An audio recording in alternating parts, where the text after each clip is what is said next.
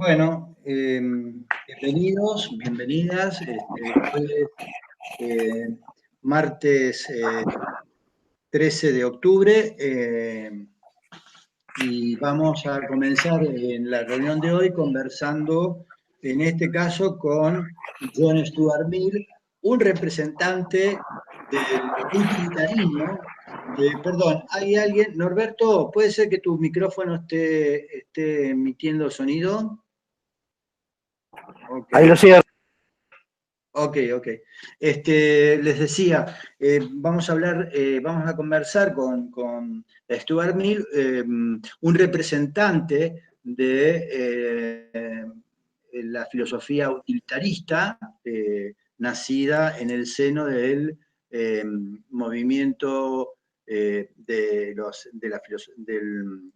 movimiento político radical inglés de fines del siglo XVIII, principios del siglo XIX. Yo no revisé los micros de Fernando, pero hagamos una breve referencia a esto.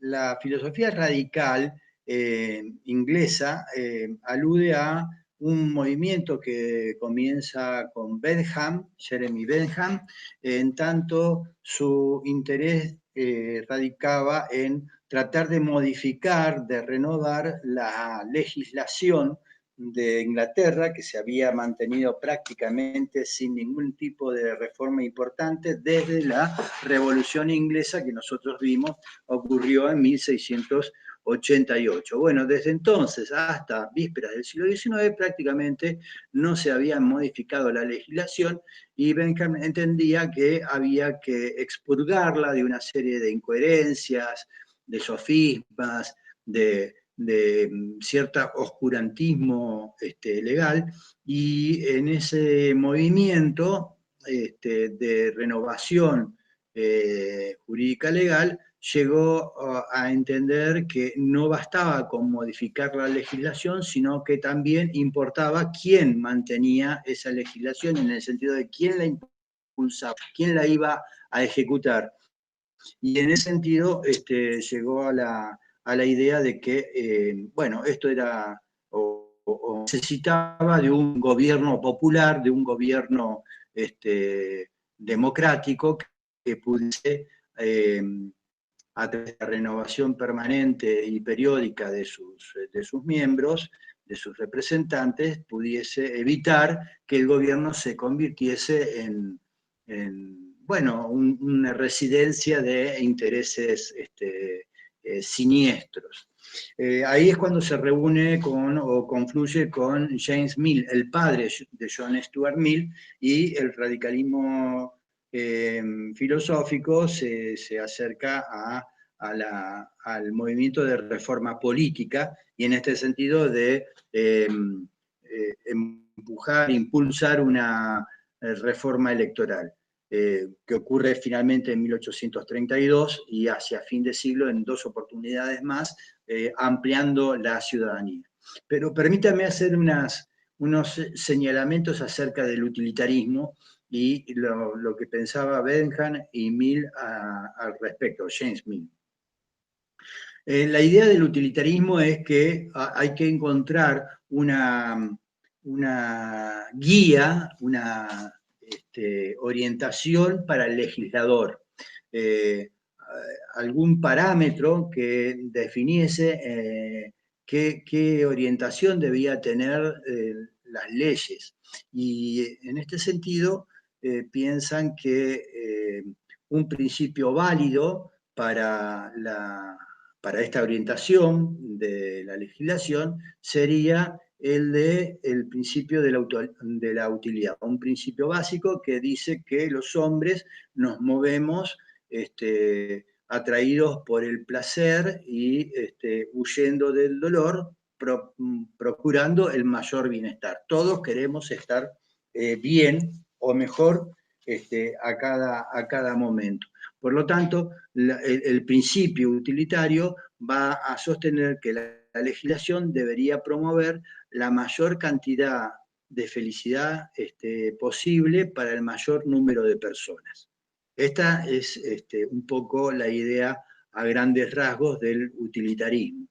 Y eso implicaba que la legislación debía procurar, en definitiva, que los intereses individuales, que podían ser definidos con mayor precisión por cada sujeto del interés, esto es, por cada individuo. La sociedad no era algo distinto a la suma de los individuos y de sus intereses.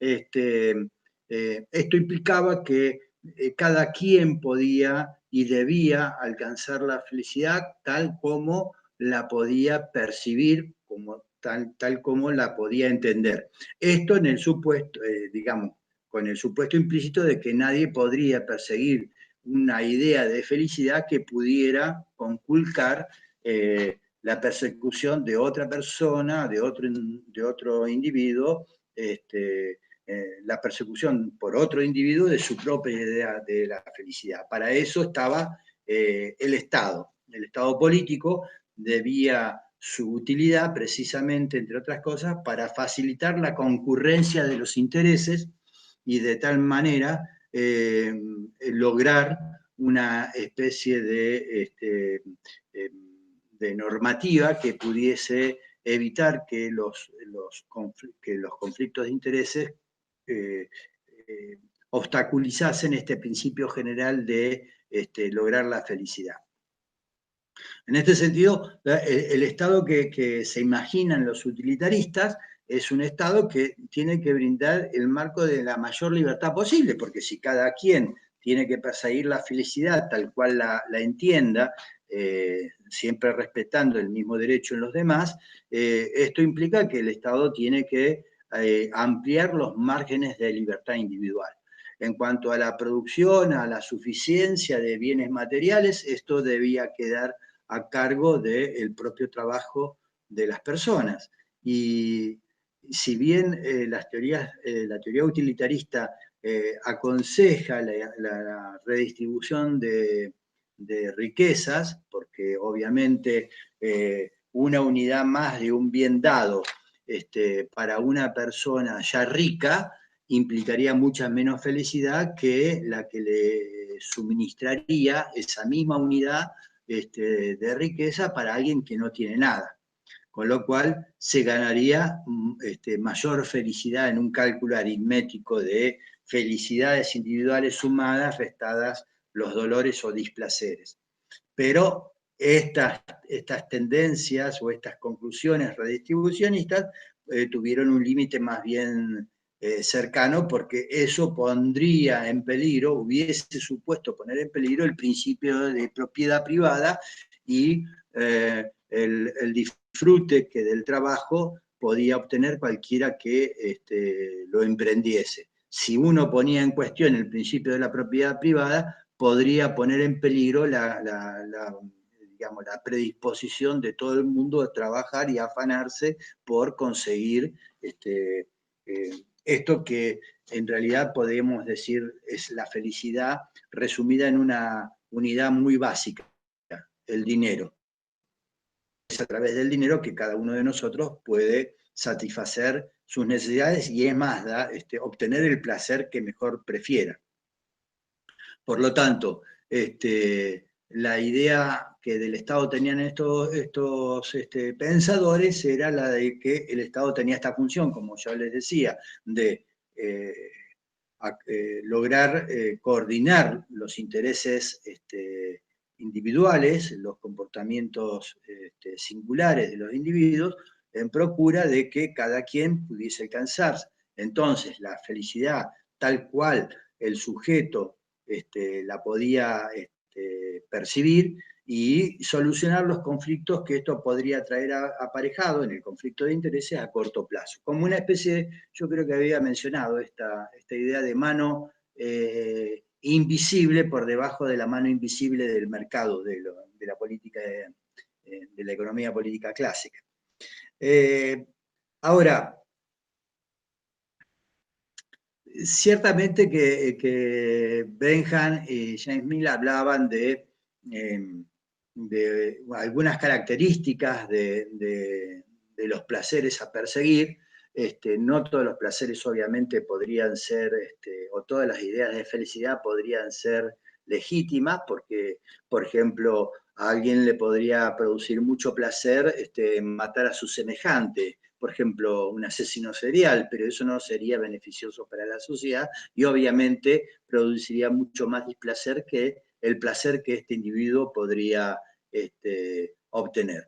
Por lo tanto, sería sancionable perfectamente por el Estado y estaría la sociedad y el Estado habilitado para eliminarlo. Pero decía, la idea que de Estado tienen estos pensadores es la de un Estado que vele fundamentalmente por la seguridad y el orden. Nada muy distinto a lo que ya habíamos hablado respecto de las funciones del Estado. Un Estado que se preocupe fundamentalmente por la defensa externa y el orden interno a través de las funciones de policía y administración de justicia. Más allá de eso, sería intervenir injustamente en este objetivo fundamental de promover la mayor felicidad para el mayor número. Ahora bien, John Stuart Mill en este contexto es un pensador que se inscribe en la corriente del utilitarismo, nunca renunció explícitamente a la misma, pero sí que en los hechos y en sus escritos muchos vieron un abandono sigiloso de este utilitarismo. John Stuart Mill vivió entre 1806 y 1873 y a instancias de su padre, de James Mill, que pensaba junto con Bentham que la educación era uno de los grandes instrumentos para la reforma social y la formación del carácter de las personas, lo sometió a John Stuart Mill a una especie de experimento donde aplicó estos principios. Bueno, al pobre Mill no le dejaron socializar con otros chicos de su edad, los únicos con los que trataba era con sus hermanos, y desde muy temprana edad, 3 años o antes, el padre lo empezó a educar personalmente en su casa con un suministro de recursos de orden intelectual que no le dejaron espacio para otra cosa más que para una formación racional muy rígida, muy estricta, sin espacio para el humor, sin espacio para mayores placeres que los que se devendrían del ejercicio de la razón.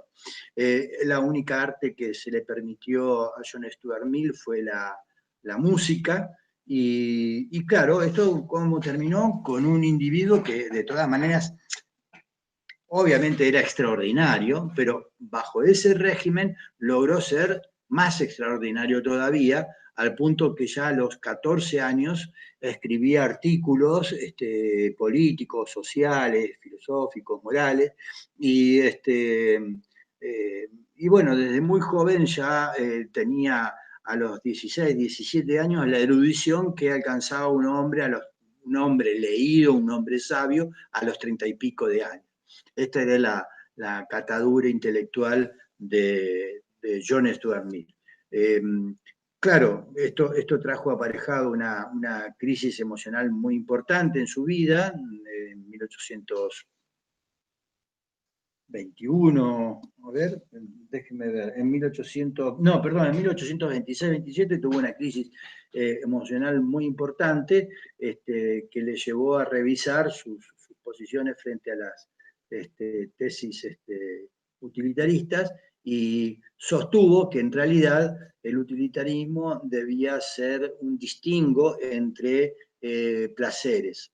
Habría placeres que las personas perseguimos asociados a las funciones más naturales, como por ejemplo el comer, el dormir, el goce sexual, la preparación física o el trabajo mismo, el trabajo manual, y otros goces que podrían clasificarse como superiores en orden a lo que podían proporcionar a la formación del carácter, del carácter de la persona, ¿no? En general, todas condiciones que tenían que ver con el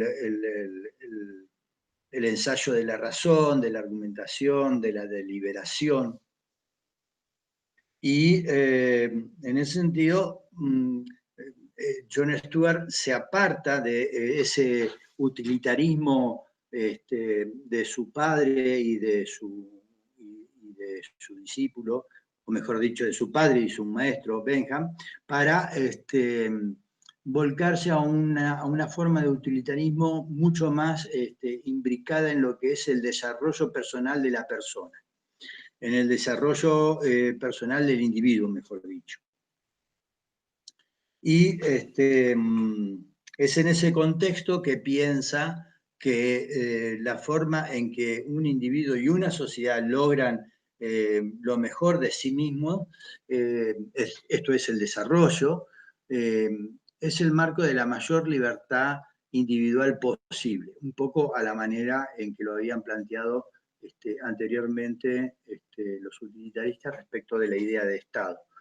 Y en este contexto, en esta idea de la libertad, es que leemos el trabajo de 1859 de John Stuart Mill, que se llama precisamente Sobre la libertad, y que en torno a este tema discute no de la libertad como un principio o un problema filosófico, abstracto, teológico, no. Habla de la libertad en términos de la constitución social del individuo, la libertad del individuo en sociedad, que es la libertad social o la libertad civil.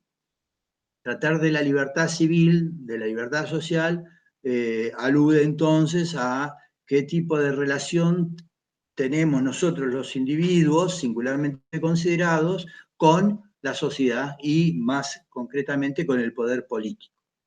De qué manera se arregla esta relación y si existe, cuál ha de ser los límites que resultarían infranqueables respecto del individuo, o sea, hacia el individuo, respecto de la sociedad y el Estado. Es decir, dos cuestiones, si es necesario límites y dónde estarían esos límites a la acción del Estado y de la sociedad sobre los individuos. Esa es una cuestión crucial y que, si ustedes recuerdan, es una cuestión que ya se había planteado, se habían planteado tanto Hobbes como Locke, pero fundamentalmente Rousseau, ¿recuerdan? Cuando Rousseau se preguntaba acerca de cómo conciliar la libertad de las personas con la idea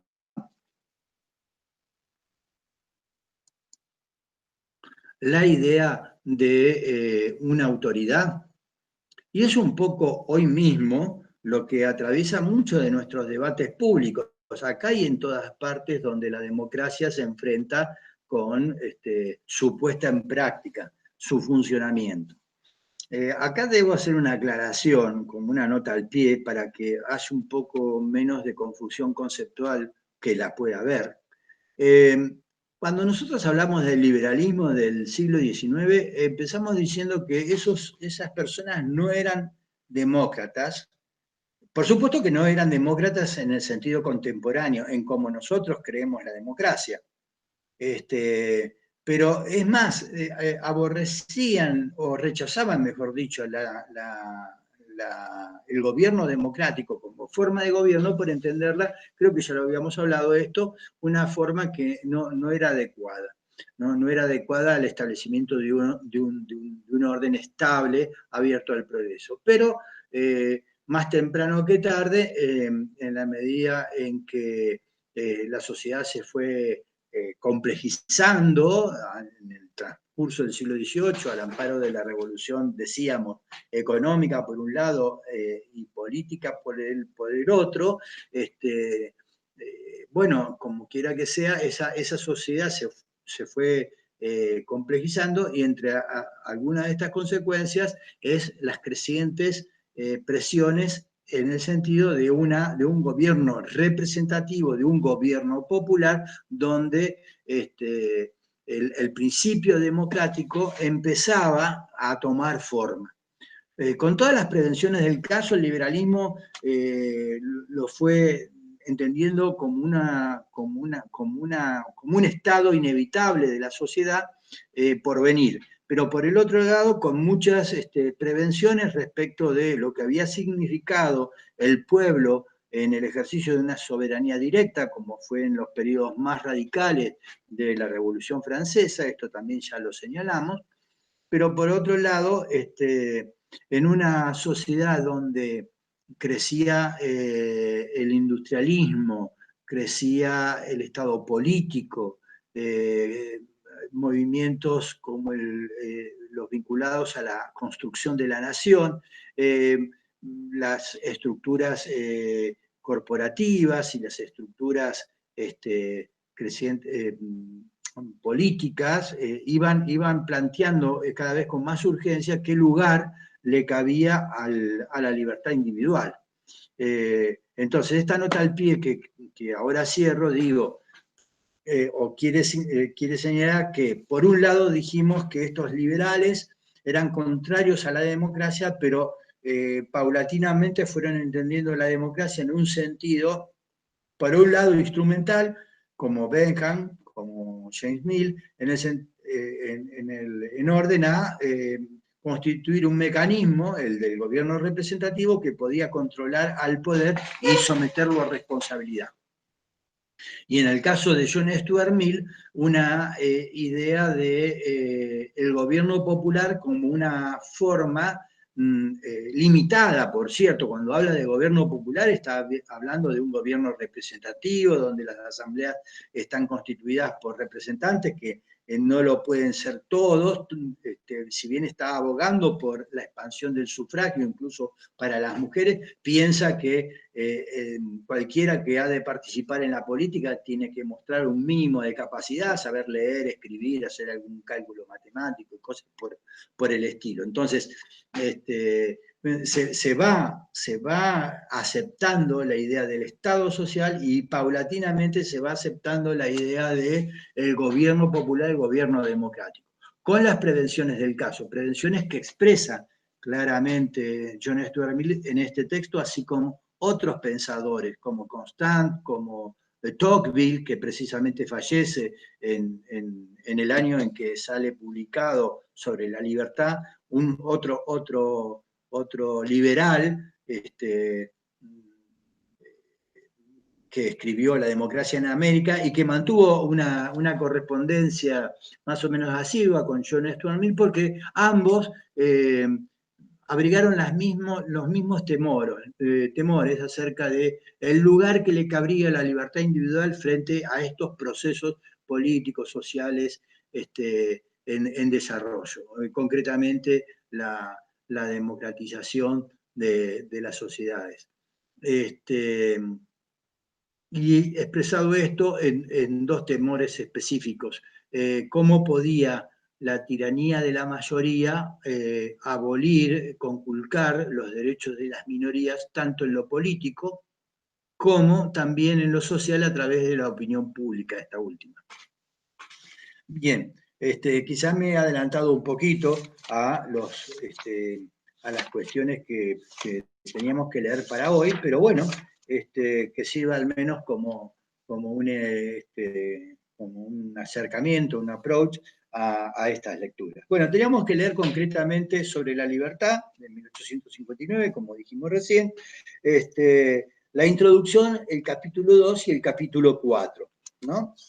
El capítulo 2 sobre la libertad de conciencia, y el capítulo 4 sobre la relación entre la libertad individual y la autoridad, entre el individuo y la autoridad, ¿no? La libertad de pensamiento y de discusión, la relación entre el individuo y la autoridad, y en la introducción donde hace el planteo general del esquema general del libro. Bueno, no lo encuentro ahora. ¿Quién lo habré marcado? Bueno, no importa. Déjenme ver un poquito. La introducción de la libertad de pensamiento y de discusión de los límites de la autoridad de la sociedad sobre el individuo. Eso, bueno, prácticamente leíamos todo el texto. Espero que les haya resultado al menos interesante en algunas de sus proposiciones. Abunda con muchos ejemplos y eso les pudo haber resultado un tanto pesado, asumo, ¿no? Presumo. Bueno, bien, ¿qué les parece si empezamos a comentar la introducción?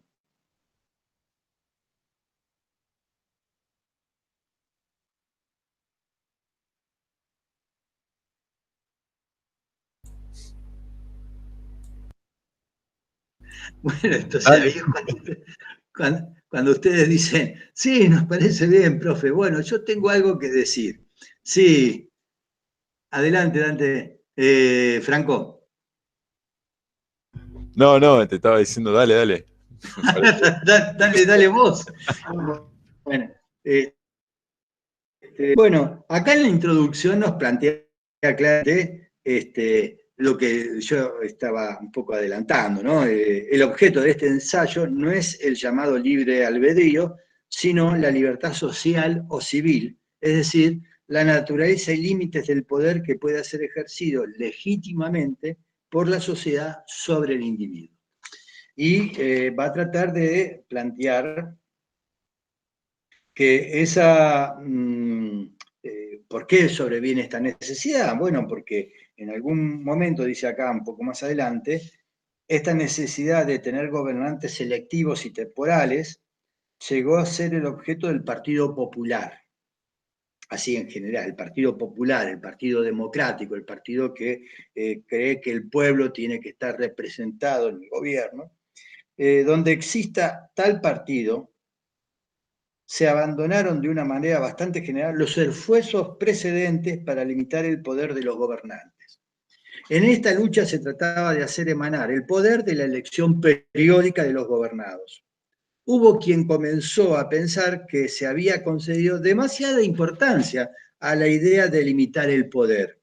Y dice a continuación, la nación no tenía necesidad alguna, no lo está proponiendo él, está diciendo lo que se había convertido en una tendencia en la época, la nación no tenía necesidad alguna de ser protegida contra su propia voluntad. No había que temer que ella misma se tiranizase. ¿Recuerdan qué pensador decía que el poder político así constituido como se lo proponía no tenía que darle ninguna garantía a sus miembros, a sus súbditos, porque nadie tendría interés en cargarle con más cargas de las debidas? ¿Rousseau? Rousseau, ¿recuerdan? Que él decía, bueno, si todos conformamos la soberanía, si todos formamos parte de la voluntad general, no tenía sentido que la voluntad tuviese, la voluntad general, el Estado, la soberanía, tuviese que darle algún tipo de garantía a sus miembros. Es como darse garantías a uno mismo sobre lo que uno mismo puede hacer sobre sí. Es un poco absurdo. Sin embargo, dice más adelante Stuart Mill para dar vuelta a este problema, dice, el pueblo que ejerce el poder no es siempre el pueblo sobre el que se ejerce el poder. Y el gobierno de sí mismo de que se habla no es el gobierno de cada uno por sí mismo, como planteaba Rousseau en su momento, sino de cada uno por los demás. La voluntad del pueblo significa en realidad la voluntad de la porción más numerosa y activa del pueblo. Por consiguiente, el pueblo puede desear oprimir a una parte de sí mismo y contra él son tan útiles las precauciones como contra cualquier otro abuso del poder. ¿Qué les parece esto? Efectivamente, cuando nosotros hablamos de pueblo, en general dejamos pasar una generalización que es importante advertir. El pueblo es solamente uno en nuestro imaginario, luego es diverso. Y así como nuestros representantes dicen representar al pueblo, en realidad en lo diverso que es el pueblo, los representantes es difícil que representen a esa totalidad, sino a intereses especiales. Por lo tanto, viene a cuento esto para lo que después va a proponer nuestro autor, el de respetar algunas cuestiones básicas en torno a la libertad de los individuos, para evitar estas cuestiones de lo que él llama la tiranía de la mayoría, que se incluye ya dentro de las especulaciones políticas como uno de esos males contra los que la sociedad debe mantenerse en guardia. Ojo, un gobierno democrático, un gobierno popular también puede ser tiránico. Acá recuerdo la advertencia de un politólogo que sostenía que el carácter despótico de un poder no reside tanto en quién ejerce el poder, si unos pocos o los muchos, sino en la manera en que lo ejerce. Y si la manera en que lo ejerce es en favor de ese grupo mayoritario, si la manera en que lo practica es una práctica elusiva de las leyes, prepotente, autoritaria, eso es un despotismo, aunque sea ejercido por la mayoría. Por lo tanto, se necesitan de reservas frente al poder, aún frente al poder democrático. Por supuesto, desde algunos enfoques esto va a ser discutido, en el sentido de que el pueblo tiene que someterse a límites, a autolimitarse en el ejercicio del poder. Bueno, porque de acá viene una concepción distinta del poder.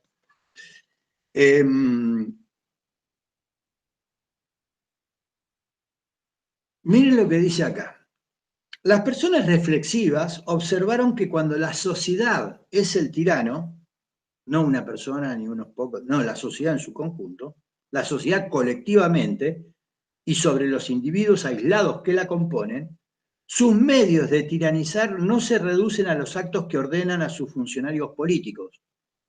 La sociedad puede ejecutar y ejecuta, de hecho, mucho más formidable que la opresión legal.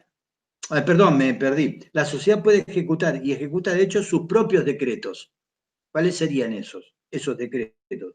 Ejerce entonces una tiranía social mucho más formidable que la opresión legal.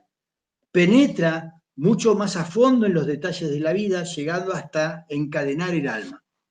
No está hablando más que de una cosa. Si no son los decretos oficiales, si no es la ley, si no es el poder político el que tiraniza, la opinión pública, la opinión general, la opinión predominante puede ser tanto o más opresiva que el poder político, que llega hasta los últimos intersticios de la sociedad, que se expresa en el diálogo entre vecinos, en el diálogo entre conciudadanos. Existe un límite, plantea finalmente en esta introducción Stuart Mill, un límite para la acción legítima de la opinión colectiva sobre la independencia.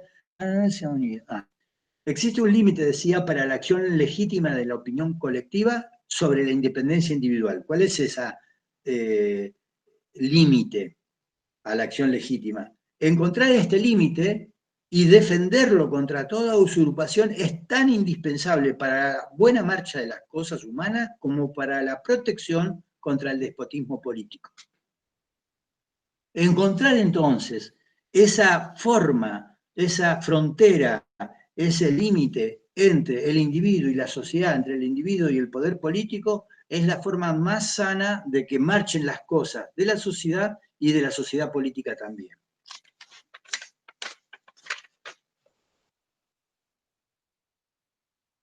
Es verdad, se puede decir que no, en verdad, perdón, se puede decir que no existe un principio reconocido para establecer de modo usual la propiedad o impropiedad de la interferencia del gobierno. Es cierto, a lo largo de la historia política, moderna al menos, ha habido una constante batalla en torno, hay una discusión política permanente, política y social permanente en torno a cuáles han de ser los límites que existan entre lo que puede hacer el poder y lo que le es privativo al individuo.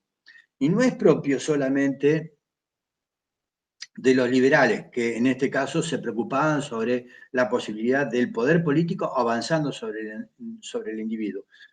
Formó parte las preocupaciones también de regímenes en las antípodas, como los regímenes comunistas. Por ejemplo, el régimen comunista de la Unión Soviética, donde se planteaba precisamente lo contrario. ¿Qué espacio de la vida del individuo no puede ser accedido o no puede ser objeto de acceso por el poder político? Ninguno, porque el individuo forma parte de la comunidad. Lo que importa es la comunidad, no el individuo. Bueno, ahí está permanentemente esta disputa. En tiempos más tardíos, ya en el siglo XX, con el desarrollo del estado de bienestar, también se planteó esta cuestión de cuáles eran los límites entre la esfera pública y la privada. Con el estado de bienestar se habían tendido a difumar, porque el Estado intervenía prácticamente desde la cuna hasta la muerte de los individuos. Hoy en día nos planteamos cuáles son las acciones legítimas del Estado a la hora de intervenir en los asuntos privados de las personas. ¿Y cuáles son esos asuntos estrictamente privados? ¿El Estado ha de intervenir en el gobierno de las opiniones de los sujetos individuales? Es algo que está ha aparecido con mucha fuerza ahora en el debate público, ¿no? Digamos, en ocasión de la emergencia del... es gracioso, yo me río, pero no es nada gracioso, del nodio. el nuevo instrumento que el gobierno de turno ha pensado para controlar las redes. El nodio va a inspeccionar y va a sancionar la opinión que se defina como expresión de odio en las redes. Es fantástico, está ocurriendo hoy, ¿no es cierto? Podemos tener de todas maneras, entiendo yo, ideas diferentes respecto de eso. Por esto es que les digo que esta frontera entre lo público y lo privado, este límite entre lo que es una acción legítima del Estado en la esfera de lo individual y donde hasta dónde el Estado puede o no puede intervenir, hace que tengamos posiblemente diferentes percepciones sobre dónde está esa línea y qué cosas puede hacer el Estado. Yo creo que el Estado no debería, evidentemente, controlar la forma en que nos expresamos, pero no es para nada una cuestión evidente de por sí. Ya lo vamos a ver. Y acá, antes de terminar bueno, faltan unas páginas para terminar la introducción, pero dice más abiertamente: el objeto de este ensayo es el de proclamar un principio muy sencillo encaminado a regir de modo absoluto la conducta de la sociedad en relación con el individuo, en todo aquello que suponga imposición o control. Tal principio es el siguiente, y acá viene, esta es la tesis central: el único objeto que autoriza a los hombres, individual o colectivamente, a turbar la libertad de acción de cualquiera de sus semejantes es la propia defensa. La única razón legítima para usar de la fuerza contra un miembro de una comunidad civilizada es la de impedirle perjudicar a otros. Pero el bien de este individuo, sea físico o moral, no es razón suficiente. Entonces, acá está el criterio, que no termina de despejar el problema, pero este es el criterio en principio, en su forma más estilizada.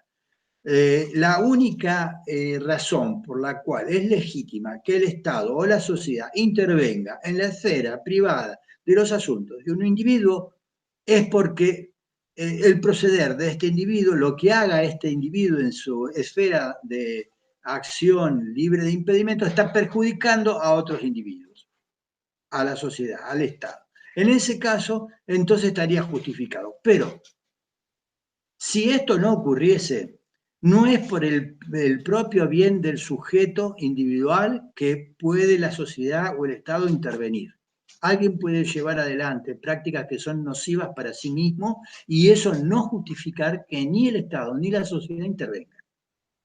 Por supuesto que estas cuestiones, vamos a ver, son muy debatibles, muy discutibles, pero lo que quiere dejar sentado es el principio, como un principio regulativo. Discutible porque se dan numerosas situaciones en las que Lo que haga un individuo en su esfera de acción libre de impedimentos, en su esfera más íntima, si ustedes quieren, tarde o temprano puede afectar a los otros y de una manera tangible, de una manera efectiva. Ya vamos a ver. Algo de esto, no sé si no lo hemos mencionado ya.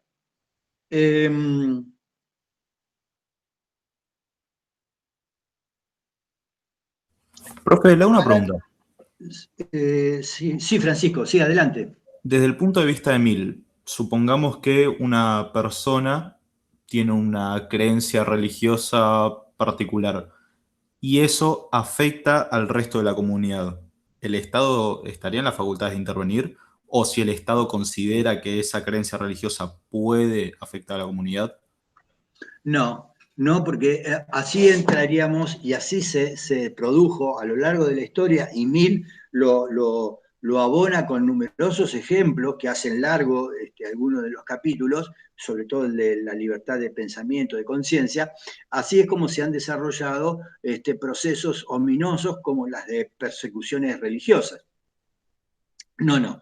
Eh, es un problema de aquellos a quienes desagrada nuestras creencias, el que se tengan que apartar de nosotros, no escucharnos, no oírnos, no leernos, pero en todo caso apartarse y no lo contrario, venir a decirnos que nuestras creencias los ofenden. Él pone por caso el caso de los mormones y cómo practican la poligamia. Bueno, que esto les valió la persecución. Y está muy mal que se persiga a la gente por prácticas de esta naturaleza.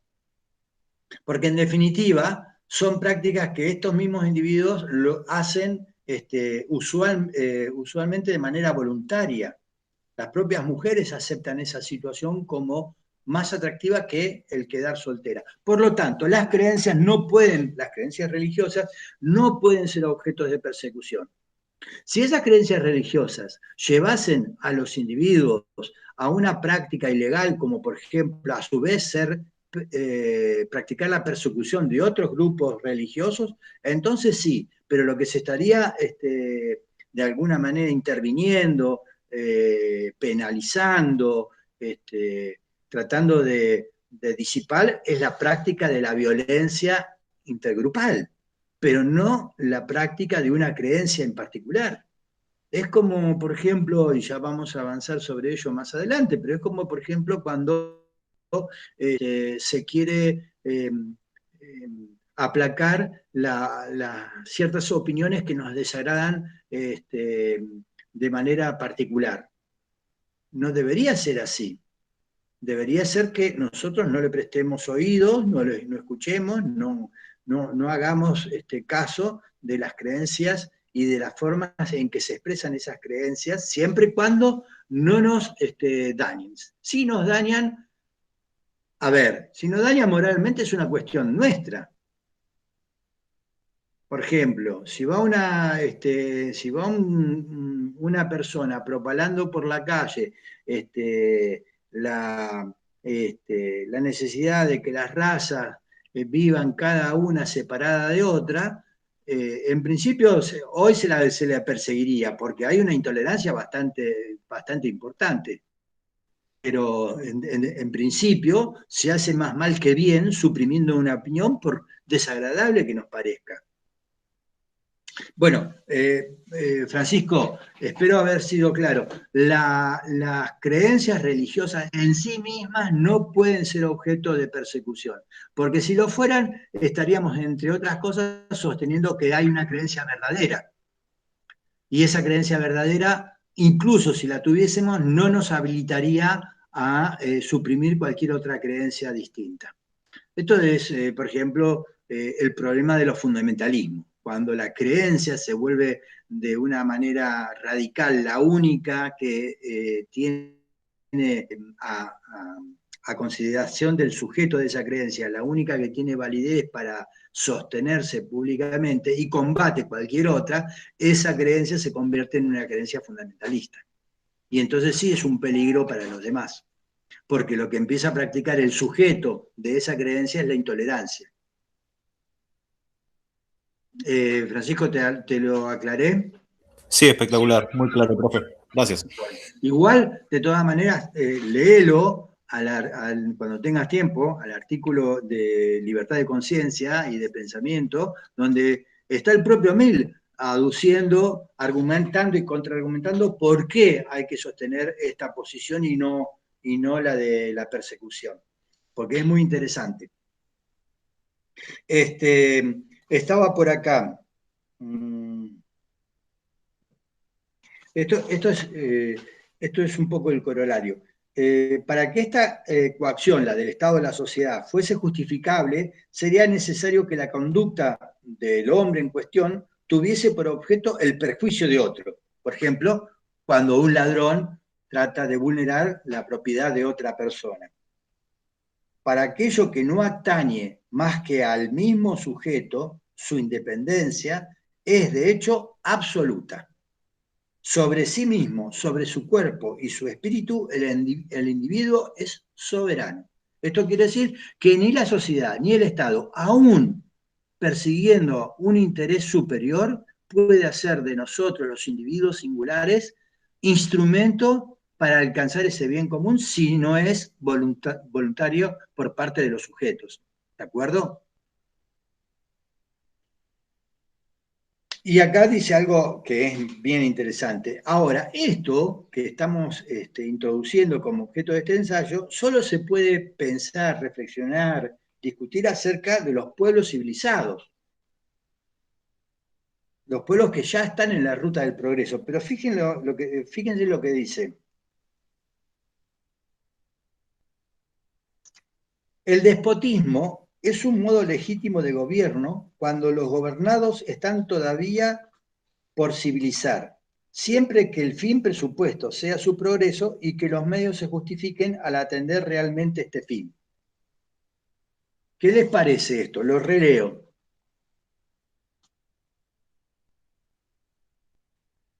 Apenas si es, no voy a leer todo el párrafo porque se hace largo, pero así como dice que esto no se aplica a las personas menores de edad, a los niños o a los ancianos que ya han perdido la lucidez, dice, el despotismo es un modo legítimo de gobierno cuando los gobernados están todavía por civilizar, siempre que el fin propuesto sea su progreso y que los medios se justifiquen al atender realmente este fin.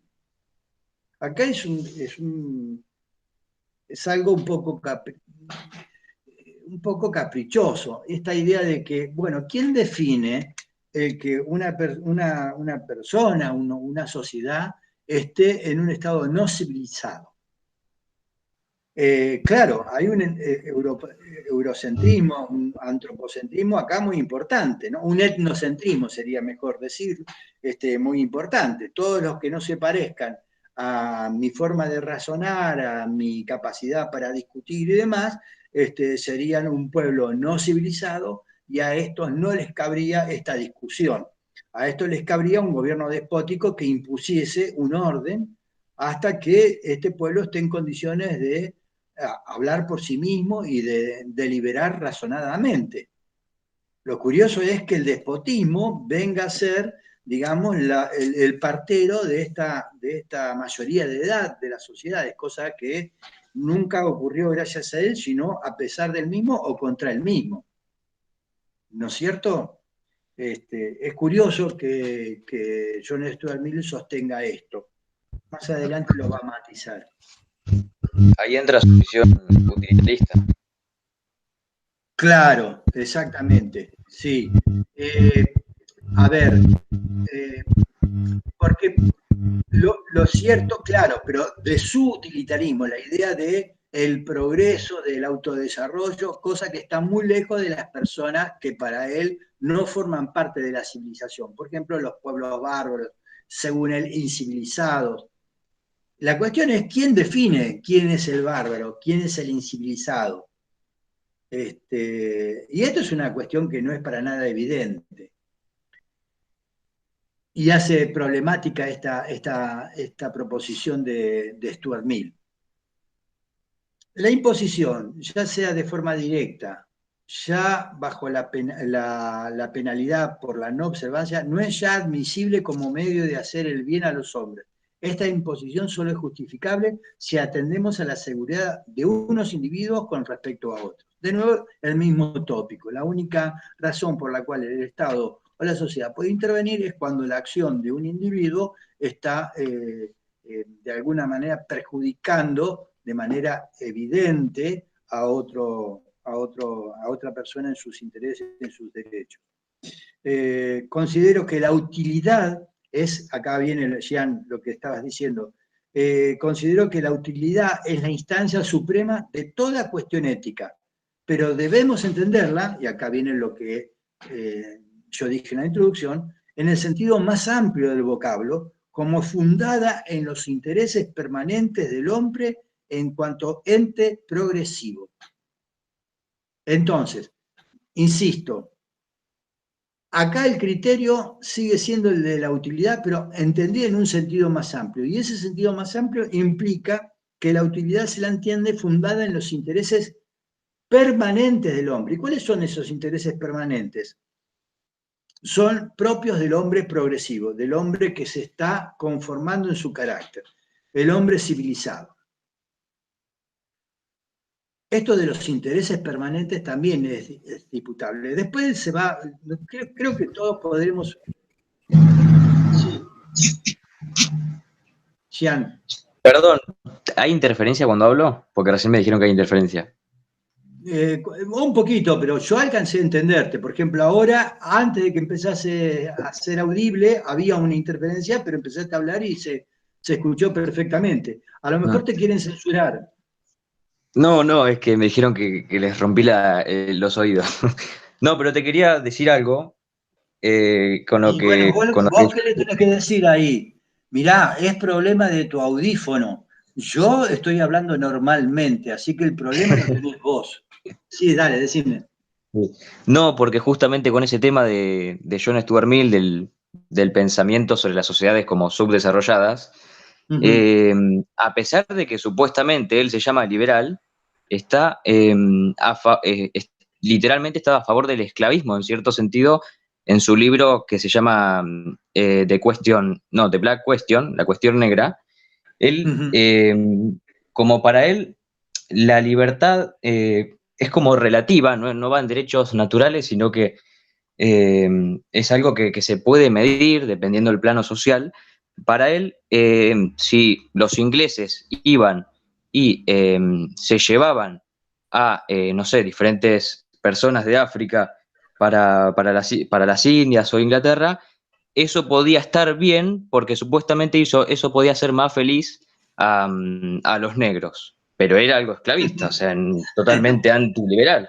Yo no la leí esta obra que vos mencionás, pero está claro que en Mill hay algo de justificación del, bueno, acá lo leí explícitamente, la justificación del despotismo blanco, por ejemplo. Pensemos que Mill está hablando en el contexto de la Inglaterra victoriana, de la reina Victoria. Estás hablando de una Inglaterra que ha dominado colonialmente a la India que se va a independizar recién en 1947. Y si bien hacia mediados del siglo XIX es abolida la esclavitud, evidentemente los tipos tienen una idea de imperialismo cubierta con distintos expedientes ideológicos como la misión del hombre blanco, la de civilizar al atrasado, al bárbaro, y esto es muy problemático, como lo dije antes, respecto de cuál es el criterio que justifica esto. Esto parece más una cobertura ideológica que un razonamiento realmente racional sobre estas cuestiones. De todas maneras, si dejás de lado eso, no vas a tirar con el agua sucia al bebé. Es un dicho, ¿no? Que se suele utilizar cuando decís, bueno, está bien, esas son cosas que hay que criticarle si vos estás estudiando la obra de Mill en su conjunto, si haces un balance, pero no vamos a echar por tierra el principio que está proponiendo discutir acerca de cuál es y si debe haber un límite a la acción legítima del Estado en cuanto a la esfera de acción de los individuos.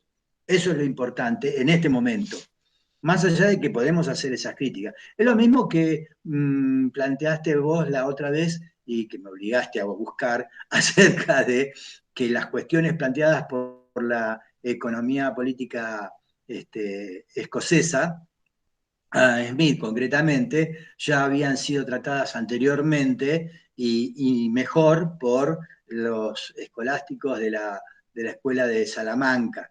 Y ahí estuve mirando, revisando algunas cosas y vos hablaste de cómo se había dejado en el camino en la idea de un cierto concepto del valor, ¿no? Del valor, creo que subjetivo o objetivo.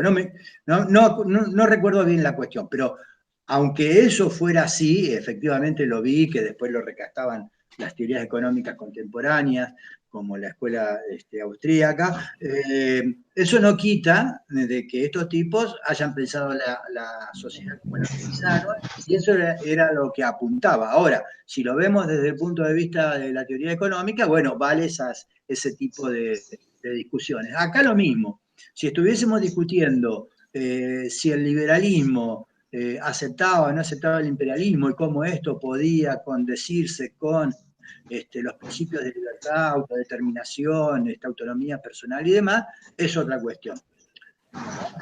No por ello vamos a dejar de apreciar cómo esto nos puede servir para discutir cosas que hoy son tan importantes como en aquel entonces, como por ejemplo esta idea de si hay o debe haber un límite a la acción legítima del Estado respecto de la esfera privada de los individuos.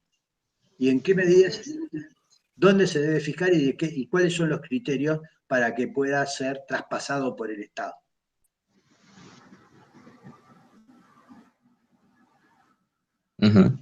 Sí. ¿Alguien más que tiene una cuestión? No quiero decir con esto que esté terminado, pues se puede seguir discutiendo. Bueno, déjenme continuar con esto.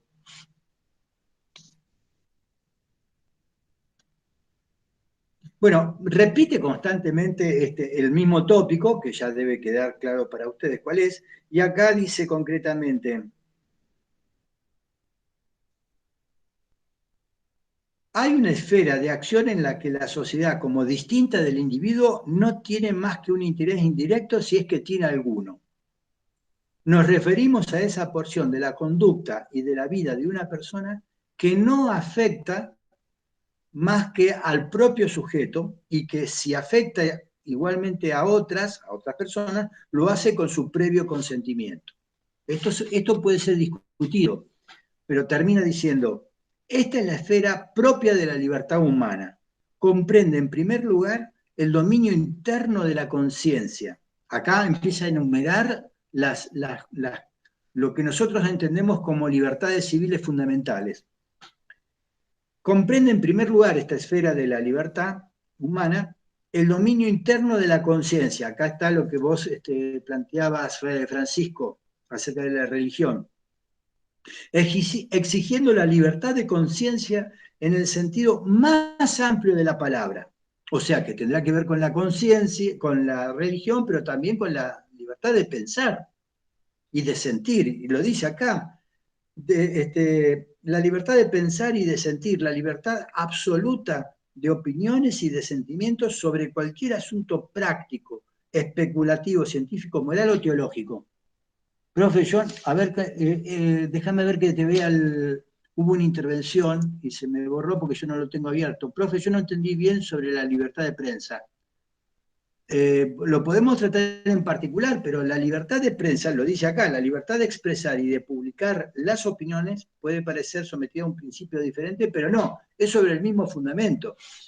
Si yo tengo una idea, si yo tengo libertad para pensar, si yo tengo libertad de conciencia para sentir, para pensar libremente, tengo que tener libertad de expresión para expresar esas ideas, para expresar esos sentimientos, para expresar esas actitudes que nacen en mí.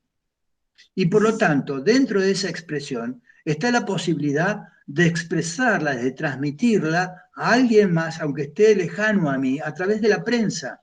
Entonces también tengo que tener libertad de prensa.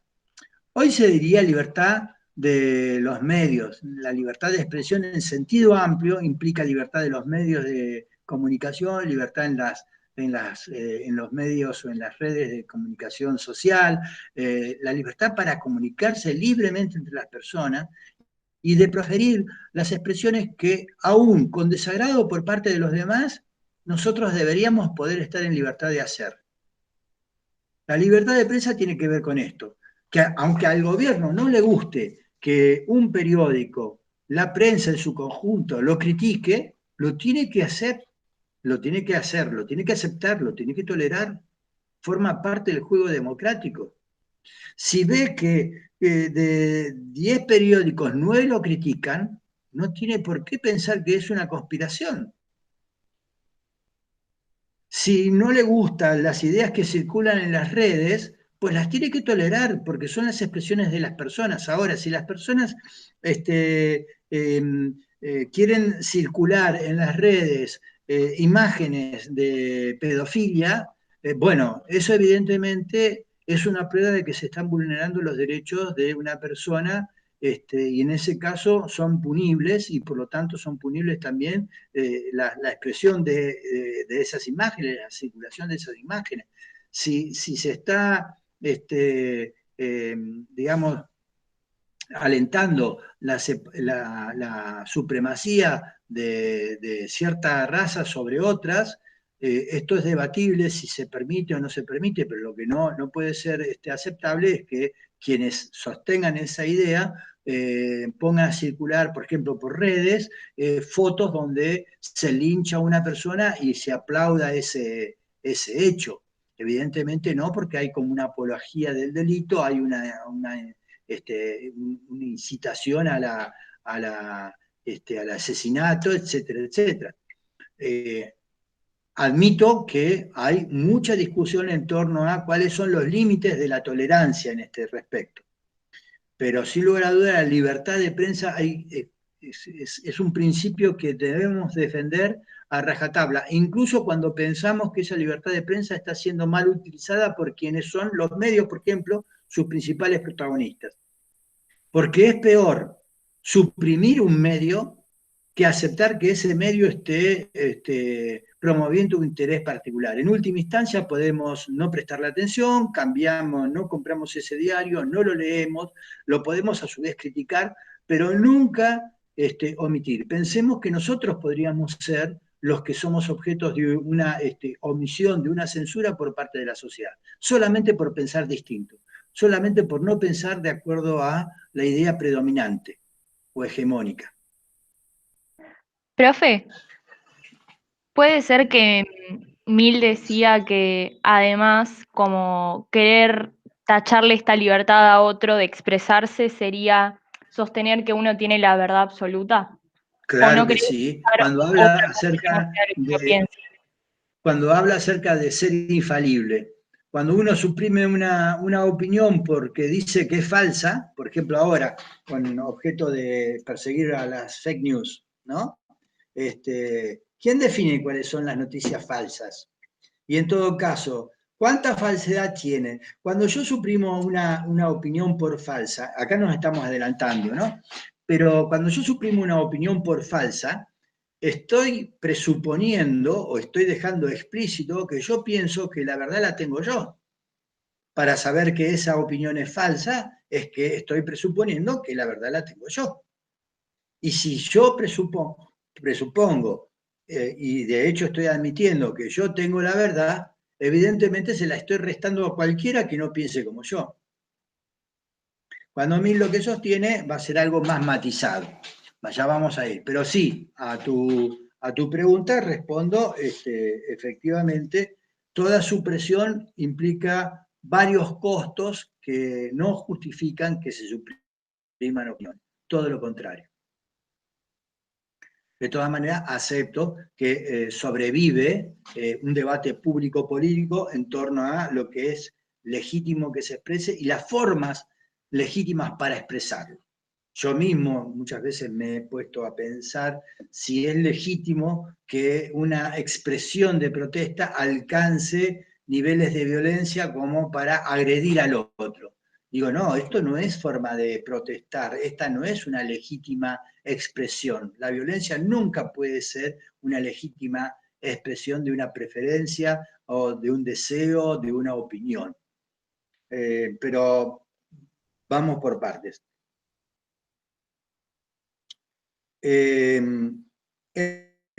Bueno, acá estaba con esto que me parece importante, ¿no? Que es, además de la libertad de expresar y de publicar, en segundo lugar, el principio de la libertad humana. Está especificando en qué está dando cuerpo a esta idea de libertad humana, con lo que nosotros conocemos como, insisto, las libertades fundamentales de las personas, los derechos civiles. En segundo lugar, dice Mill, el principio de la libertad humana requiere la libertad de gustos, de inclinaciones, la libertad de organizar nuestra vida siguiendo nuestro modo de ser, de hacer lo que nos plazca, sujetos a las consecuencias de nuestros actos, sin que nuestros semejantes nos lo impidan, en tanto que no los perjudiquemos, e incluso aunque ellos pudieran encontrar, observen esto, incluso aunque ellos pudieran encontrar nuestra conducta disparatada, perversa o errónea. O sea, que vos podés pensar que alguien, lo que dice, está equivocado. Te puede disgustar, te puede molestar y hasta podés concebir que hasta es perverso en algún sentido, moral, por ejemplo, moralmente, ¿no? Que va contra lo que vos tenés entendido como una costumbre ya asentada. Pero eso es un problema tuyo, no de la persona. Claro, en este contexto todos tendríamos que tener libertad para expresar nuestra identidad sexual sin hacerla objeto de discusión pública. Eso me revienta bastante, ¿no? Tener que hacer una discusión pública acerca de algo que es privativo de las personas. La identidad, la orientación sexual, por ejemplo. O la orientación política, bueno, sí, la orientación política a la hora de entrar en el debate público se tiene que expresar. Pero en otras cuestiones, andar preguntándole a las personas acerca de, por ejemplo, ¿por qué le gusta lo que le gusta? ¿Por qué le gusta acostarse con las personas del mismo sexo? Eso no tiene por qué ser objeto de discusión pública. Sin embargo, se hace objeto de discusión pública porque esas personas, de una u otra manera, están siendo reprimidas por la sociedad. Si no por las leyes, por la sociedad. Eso también está cambiando, pero hay mucha disputa, ¿no?, en torno a esto.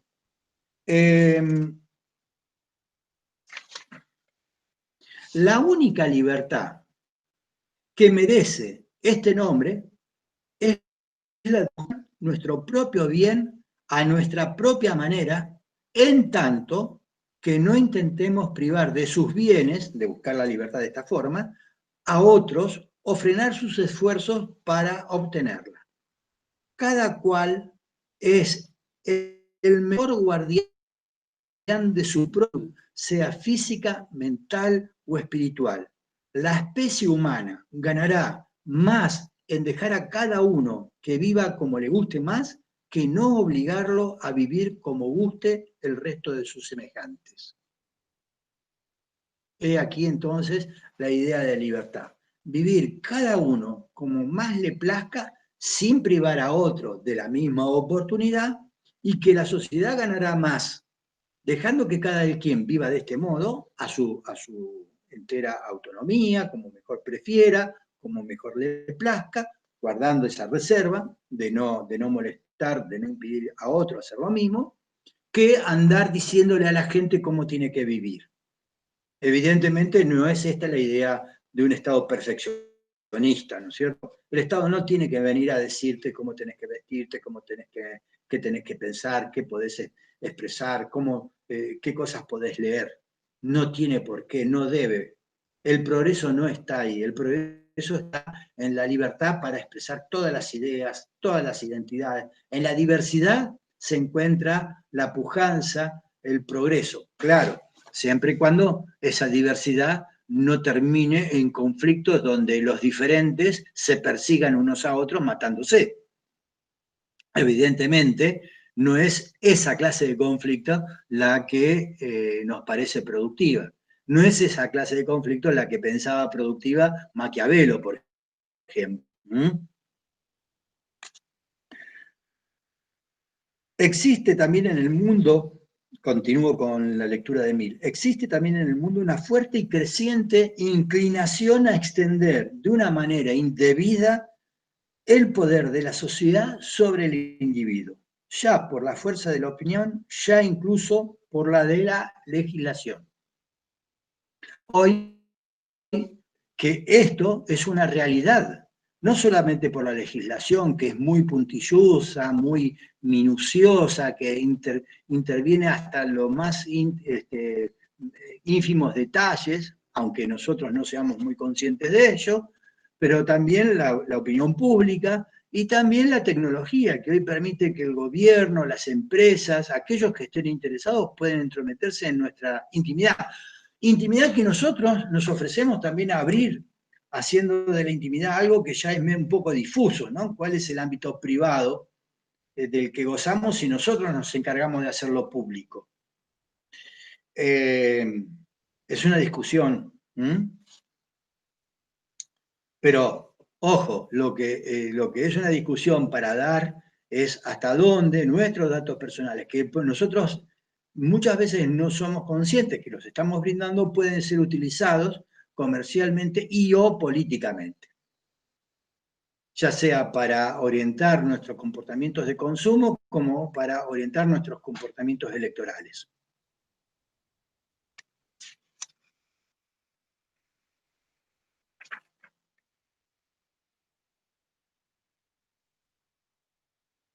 Acá me parece, con esto termino la introducción, me parece una cosa importante para aplicar a nuestra propia vida en el sentido de hacer una introspección y preguntarnos, ir inquiriéndonos, ¿nosotros somos así realmente? Dice, bueno, estas libertades son fundamentales, aunque estas libertades formen una parte importante de la moralidad política de todos los países que profesan la tolerancia religiosa y cuentan con instituciones libres. Sin embargo, aunque esas libertades están en todos estos países que creemos que somos democráticos y que somos tolerantes y que no andamos practicando persecuciones de estas índoles, ni políticas ni religiosas, sin embargo, los fundamentos filosóficos y prácticos sobre los que reposan estas libertades no son quizá tan familiares al espíritu público, ni tan apreciados por los conductores de la opinión como se podría esperar. ¿Qué quiero decir? ¿Qué quiere decir Mill con esto? Es bastante evidente. Que nosotros podemos creer, como ciudadanos democráticos hoy contemporáneos, que la democracia es una buena forma de gobierno, que la división de poderes es algo que no debería dejar de existir, que el apego a derecho es importante, que la Constitución es importante, y así de seguido, ¿no? Sin embargo, lo que todos podemos dar cuenta en mayor o menor medida es que muchos de nosotros, muchísimos, la mayor parte de las personas, no indaga, no reflexiona críticamente sobre cuáles son los fundamentos, por qué es importante defender la libertad, por qué es importante defender la participación política, por qué es importante defender que el poder político no esté concentrado en un solo punto y así de seguido, por qué es importante ser tolerante. ¿Por qué la tolerancia es algo que parece una palabra que algunos la discuten, pero que en general es apreciada fundamentalmente porque en el pasado, precisamente por falta de tolerancia, se masacró a millones de personas? Todavía hoy ocurre. Entonces, es algo como para indagar sobre nosotros mismos. ¿Cuánto nos hemos interrogado a nosotros mismos acerca de cuáles son los fundamentos por los cuales prestamos obediencia a las leyes, pagamos nuestros impuestos, no robamos la propiedad privada, somos solidarios con el que lo necesita, nos inclinamos a tratar de ser empáticos, tratamos de reprimir nuestros vicios, nuestras envidias, nuestras pasiones que no son constructivas, pero ¿sabemos por qué hacemos todo eso? ¿Sabemos cuáles son los fundamentos? yo siempre digo esto respecto de la democracia. Si las personas no entienden qué significa la democracia, por qué funciona como funciona, bien o mal, y por qué deberías vos defender, en todo caso, por qué sería atractivo defender, o atractivo y necesario defender la democracia, si vos no entendés eso, la democracia se te puede arrebatar muy fácilmente. Si uno no entiende bien qué significan los derechos, es que no vas a entender muy bien que estos derechos conllevan responsabilidades, entre ellas la de resguardar que las condiciones de los derechos son tienen que ser controladas. Y si uno se desentiende de ello, tarde o temprano también se vulneran tus propios derechos. Y así de seguido. Bien, esto fue, son 5:19. Esto fue la introducción. ¿Alguna cuestión que quieran plantear? Si no las hay, podemos pasar al capítulo 2, que es de la libertad de pensamiento y de discusión. Uno puede zanjar rápidamente esta cuestión diciendo casi por resultar obvio, por qué es importante la libertad de prensa, por qué es importante la libertad de pensamiento y de discusión. Sin embargo, lo que va a tratar de hacer, y que nos invita a hacer John Stuart Mill, es, a ver, vengan conmigo y razonemos juntos, nos dice Mill, por qué estas libertades son fundamentales. Y nos tenemos que tomar de su mano, por decirlo de algún modo, y adentrarnos en lo que es una argumentación más minuciosa y por lo tanto para muchos puede resultar pesada, pero es necesaria. Porque solamente así entendemos la importancia de estas libertades y las vamos a querer defender.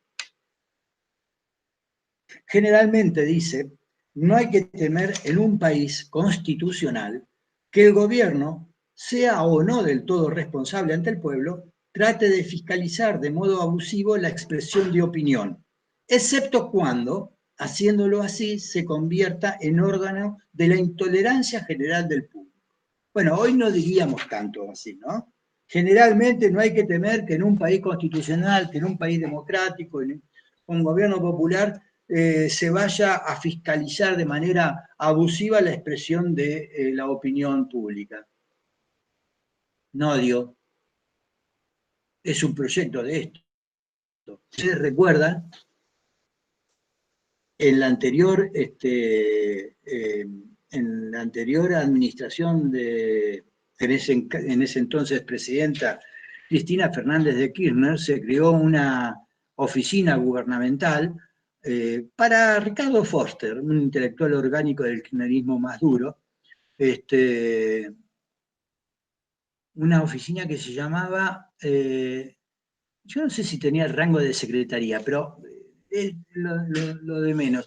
Era algo así como, ponerle que fuera secretaría, no sé si era secretaría de el pensamiento estratégico nacional. Oficina o Secretaría del Pensamiento Estratégico Nacional. Eso sonaba re mal y estaba muy mal pensado, que desde el Estado se tenía que orquestar un pensamiento nacional estratégico, que nos van a decir cómo tenemos que pensar. Es de manera más indirecta que se debe influir en la opinión pública, en todo caso, o buscar influir a través de la argumentación, no que me venga alguien a definir ex ante el Ministerio de la Verdad. Es cierto, no, el Ministerio de la Verdad es la serie, me están embromando. El Ministerio de la Verdad. Algunos se embroman con esto, que es el Ministerio de la Verdad de esto, lo que se está proponiendo con el nodio. Hasta al que inventó ese nombre lo deberían echar ya mismo, porque como comunicador es espantoso. Nodio.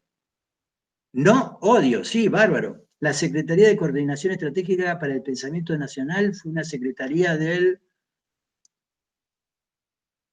Ah, esta la buscó, ¿eh? Azul, la buscaste esta, no puede ser que te la acuerdes así, de Wikipedia.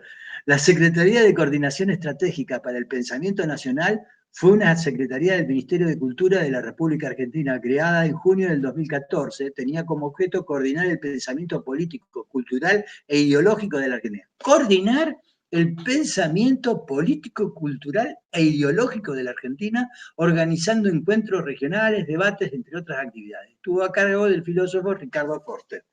Dios mío, gracias Azul. Muchas gracias.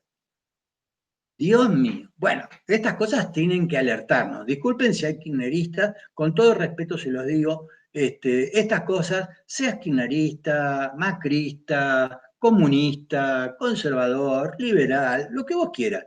Esto no le hace bien a una sociedad democrática.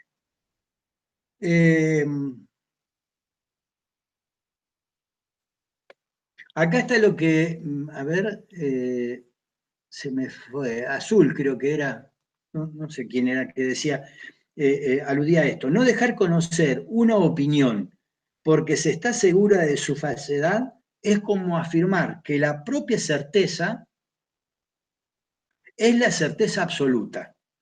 Siempre que se ahoga una discusión, se afirma la propia, esta es una palabra difícil para mí, infalibilidad. O sea, la capacidad de ser falible no existe para quien de esta manera persigue la opinión contraria, ¿no es cierto? La condenación de este procedimiento puede resolver, bueno, no importa. Esta es la cuestión. Entonces, cuando vos coartás la expresión de otro, la coartás en el sentido de que la cercenás, estás diciendo yo tengo la verdad, y eso es un problema. Existe, esto me parece interesante para que pensemos, existe, dice más adelante Stuart Mill, una gran diferencia entre presumir que una opinión es verdadera, esto es intuir, anticipar que una opinión es verdadera, porque a pesar de todas las tentativas hechas para refutarla, no se consiguió, y afirmar la verdad de ella a fin de no permitir que se la refute. Hay mucha diferencia entonces entre tener una creencia y tenerla por verdadera porque se la trató de refutar muchísimas veces y se sostuvo, eso es muy diferente, a evitar que se refute nuestra creencia y creer que por ello, ¿no es cierto?, es verdadera. O mejor dicho, porque creemos que es verdadera, no aceptamos que sea refutada. Esa es una parte del problema. La libertad completa de contradecir y desaprobar nuestra opinión es la única condición que nos permita suponer su verdad. O sea que solo cuando sostenemos opiniones de forma pública y aceptamos que se nos conteste, que se nos critique, que se someta a prueba, y no obstante se sostenga, es el único procedimiento acerca o sobre el cual podemos sostener una opinión como verdadera. Y un ser humano, dice, no conseguirá de ningún otro modo la seguridad racional de estar en lo cierto. La verdad es que, más allá de que los hechos puedan ser interpretados y necesiten de una interpretación, hay hechos que son indudables y se puede discutir acerca del grado, de cuál es el origen o la consecuencia de ese hecho, pero ese hecho está ahí, ¿no es cierto? Y es indubitable. Pero más allá de eso, nuestras opiniones acerca de la realidad muchas veces son relativas, y son relativas, entre otras cosas, porque nuestro conocimiento sobre la realidad es necesariamente imperfecto. Y es necesariamente imperfecto, digo yo, porque es incompleta la información que tenemos.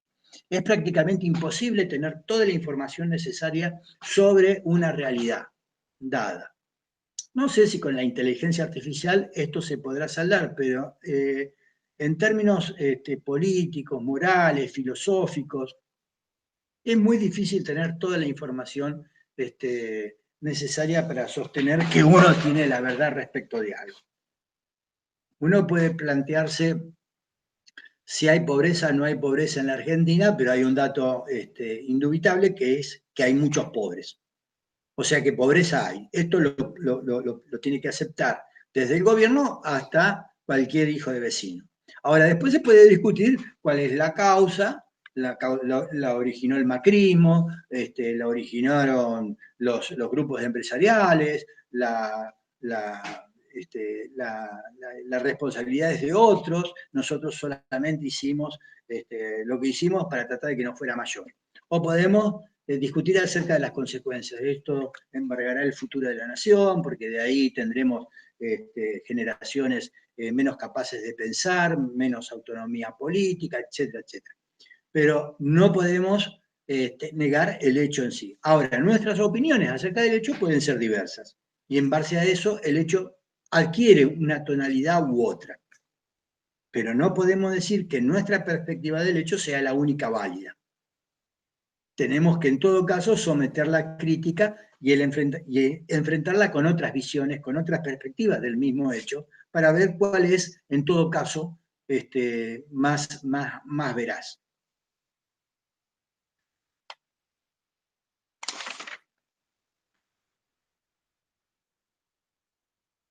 Y acá hay una observación interesante. El hábito constante de corregir y completar ideas, comprobándolas con otras, lejos de producir dudas y vacilación, es el único fundamento estable de una justa confianza en todo aquello que se desee conocer a fondo.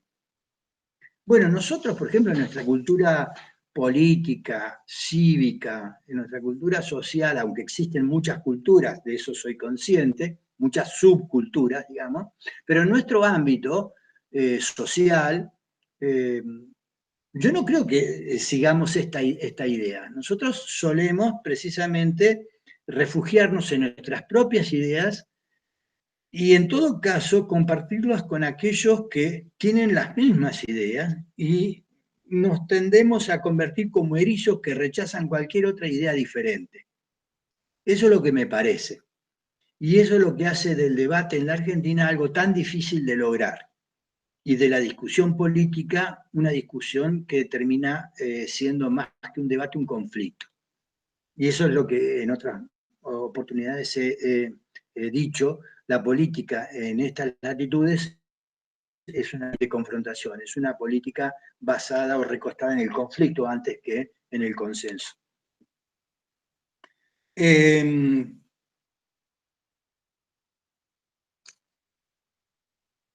Dice Stuart Mill, creer, no pecar de infalibilidad al reconocer que la discusión debe ser libre en cualquier asunto que pueda parecer dudoso, y al mismo tiempo pensar que hay doctrinas y principios que deben quedar libres de discusión porque son ciertos, es decir, porque ellos poseen la certeza de que tales principios y doctrinas son ciertas, eso es un problema. Esto es, dicho de otra manera, lo que ya dijimos. Jean tenía un problema de conexión, que va y vení, evidentemente. Bueno, es un poco más de lo que ya dijimos. Cuando nosotros no nos ofrecemos a refutación, esto es, no nos ofrecemos a discutir con otros nuestras ideas con buena voluntad y esperando del otro la misma disposición a discutir razonablemente, es porque estamos sosteniendo nuestra propia infalibilidad. Esto es, si yo no quiero discutir con vos es porque creo que es inútil discutir contigo. Bueno, eso es un error, porque lo único que hacemos es evitarnos la posibilidad de salir del error o evitarnos la posibilidad de acrecentar la porción de verdad que puede tener nuestra postura.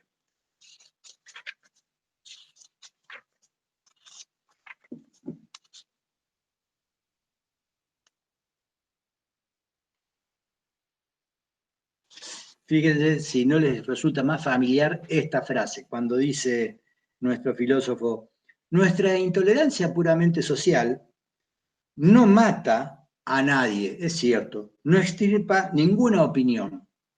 Puede ser, o sea, no te arranca la opinión, pero induce a los hombres a ocultar las suyas, a abstenerse de cualquier esfuerzo activo por propagarlas. Y díganme si en nuestra discusión pública muchos de nosotros no nos sentimos inhibidos a expresarnos públicamente respecto de nuestras preferencias políticas.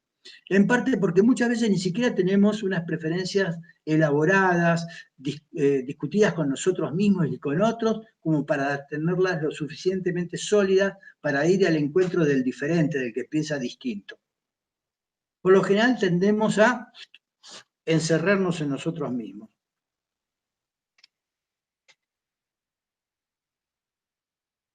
Bueno, y permítanme, me salteo algunas páginas, algunas cuantas.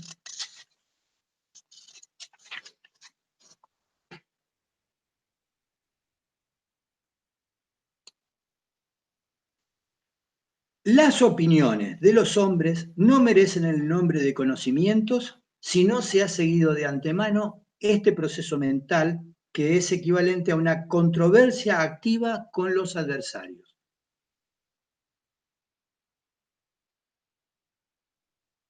Hasta ahora hemos examinado dos posibilidades, y atienden a esto. Hasta ahora hemos examinado dos posibilidades. Una, que la opinión recibida de los mayores pueda ser falsa y que por consiguiente cualquier otra opinión puede ser verdadera. Dos, que siendo la opinión recibida verdadera, la lucha entre ella y el error contrario es indispensable para una concepción clara y para un profundo sentimiento de su verdad. Pero suele ocurrir a menudo que las doctrinas que se contradicen, en lugar de ser una verdadera y la otra falsa, compartan ambas la verdad. Entonces, la opinión disidente es necesaria para completar el resto de la verdad, no solamente para ver cuál es mejor, cuál tiene más verdad, sino precisamente para combinar lo que de verdades relativas tenga cada postura. Entonces, la opinión disidente es necesaria para completar el resto de la verdad, de la cual solo una parte es poseída por la doctrina aceptada. Esto me pareció bastante interesante, ver la opinión disidente, la opinión que rechazamos, como algo valioso, no solamente para fortalecer nuestra propia opinión en la confrontación, sino porque aceptamos que nosotros no somos dueños de la verdad. Esto se ha escuchado mucho en nuestro discurso público, aunque no se sacan todas las conclusiones de lo mismo, de esta situación. No somos dueños de la verdad, pero si no sos dueño de la verdad, tenés que invitar al otro, ¿no es cierto? Te tenés que encontrar con el otro, con el disidente, con el que discrepa con vos, en el sentido de darle un valor, que es el que esa posición que vos estás rechazando también tiene algo de verdad. Porque cuando decís, yo no soy el único dueño de la verdad, yo no tengo toda la verdad, como decía nuestro emérito expresidente y difunto Néstor Kirchner, lo que estaba diciendo es que también había otros que tenían una verdad. Se quedaron, ¿no? El kirchnerismo duro siempre fue refractario a la combinación, así como otras corrientes políticas, como el macrismo también lo fue en su momento. No sé si no lo es hoy todavía. Entonces, fíjese lo que dice. El interés de la verdad y de la justicia, pues, es muy importante restringir el lenguaje violento. Se debe condenar a todo aquel, cualquiera que sea el lado del argumento en que se coloque, en cuya defensa se manifieste o falta de buena fe o malicia o intolerancia de sentimientos. Pero, concluye este capítulo diciendo, no debemos imputar estos vicios a la posición que una persona adopte, aunque sea la contraria a la nuestra. No debemos imputar estos vicios a la posición que una persona adopte, aunque sea la contraria a la nuestra. Tenemos que evitar la violencia en la forma de expresar nuestras diferencias, pero tenemos que aceptar las diferencias y aceptar el encuentro de estas diferencias. No se trata de la coexistencia, sino de la competencia. Bueno, en esta fecha se publicó la obra de Darwin, El origen de las especies, y esto se trasladó del ámbito biológico al ámbito político, filosófico, moral, y acá se puede hablar de competencia por que sobrevivan las mejores posturas, así como la competencia entre las especies para que sobreviva la mejor adaptada a las circunstancias. Esto es lo mismo, una especie de darwinismo social, donde lo que está invitando a hacer John Stuart Mill es a que las ideas confronten entre sí con vistas a sacar lo mejor de cada una y que se vaya progresando en este progreso que se entiende como el desarrollo civilizatorio de las personas y de la sociedad. Bueno, y si nos vamos al capítulo 4, hasta acá tienen algo que sostener en contrario, encontraron esto, digamos, inadmisible, provocativo o atractivo, ¿les parecieron estar de acuerdo con nuestro entrevistado de hoy o les parece un razonamiento que poco aporta a entender el debate público contemporáneo? Pregunto.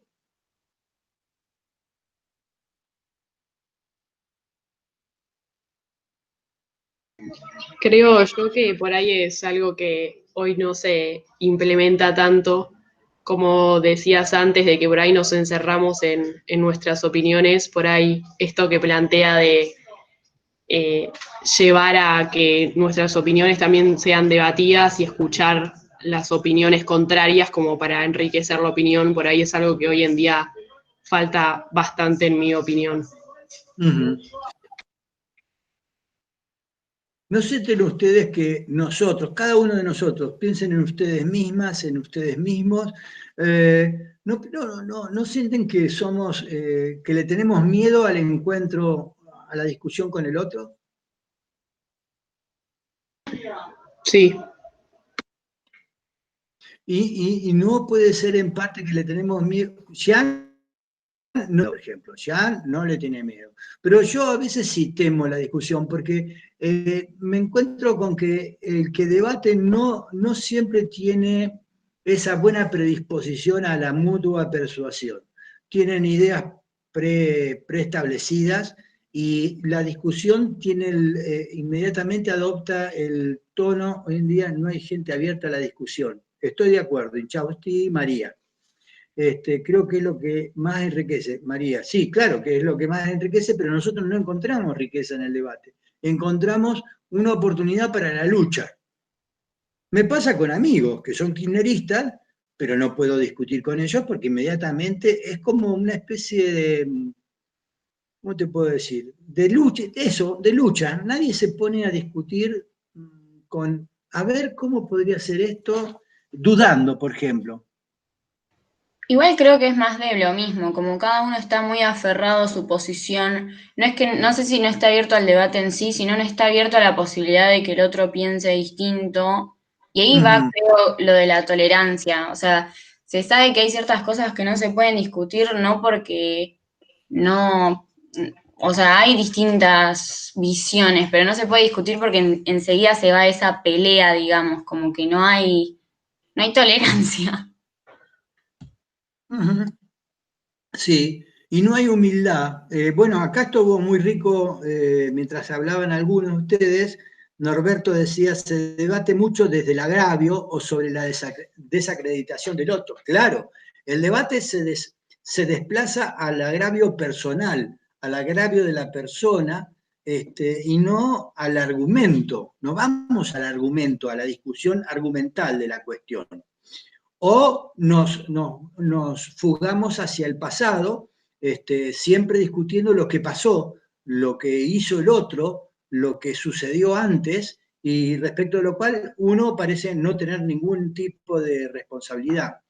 Otros dijeron,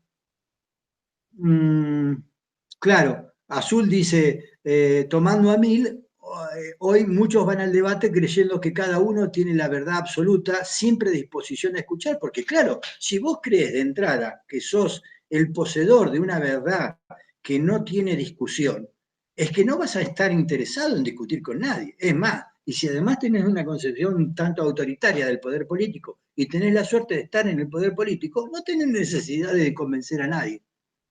Sí, claro que depende del contexto, dice Julieta. Claro que depende del contexto. Yo un poco cuando hablaba de cultura política, cultura cívica, hablo un poco de este contexto. Claro, vos, Julieta, debes estar pensando en un contexto de confrontación de, como dicen, modelos de país, concepciones acabadas del mundo, y eso también es un problema. Cuando uno tiene una concepción, yo digo, ideologizada de las situaciones, bueno, entonces se hace difícil discutir. Aceptar que parte de lo que vos pensabas como atractivo, necesario y demás, no lo es tanto, o incluso hasta puede que esté equivocado, eso la gente lo toma antes que como un camino a la riqueza intelectual, a la riqueza política, a la riqueza de la vida en sociedad, a la debilidad de la propia posición. Aparecer el pusilánime que no sabe defender su propia posición. Como si la posición tuviese que ser defendida en el sentido de atrincherarse en una fortaleza. Claro, cuando yo decía, y Yara dice también hay mucha soberbia, el debate necesita de humildad, que es la contracara de la soberbia. Esto es, creerse más que los demás dificulta el debate, si no lo clausura. Saber que uno no es más que un ignorante relativo es el camino a partir del cual se puede encontrar al otro, ¿no? Y nos resulta muy difícil, ¿no? Nos resulta muy difícil que esto fructifique en una Argentina donde inmediatamente, lo vimos ayer en la manifestación popular, estos banderazos, donde hay mucha gente exaltada, mucha gente con mucha violencia adentro, y esto se ha visto en manifestaciones contra el kirchnerismo, a favor del kirchnerismo. La violencia está en nuestro medio, en nuestro contexto, al menos está como una moneda de pago bastante habitual, ¿no?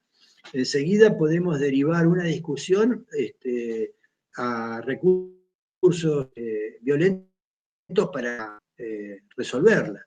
Y eso obviamente no es un contexto rico, un contexto fructífero para este tipo de debates o reflexiones que estamos haciendo en torno a las libertades. Bueno, antes de que se nos termine del todo el tiempo, vayamos al capítulo 4, quiero decir 2 o 3 cosas que son del comienzo.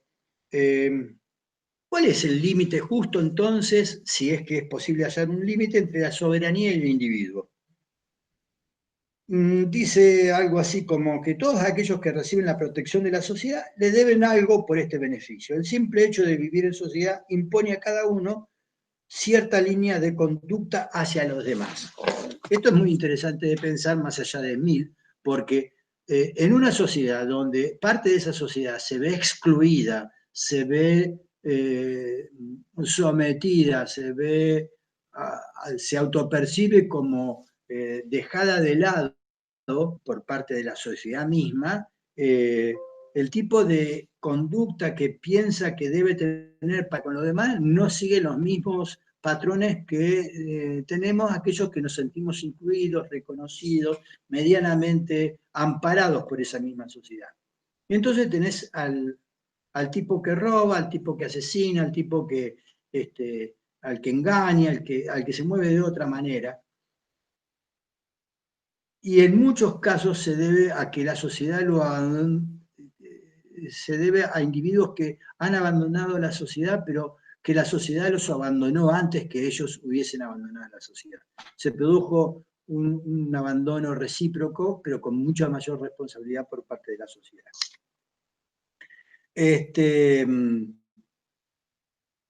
Entonces, dice así: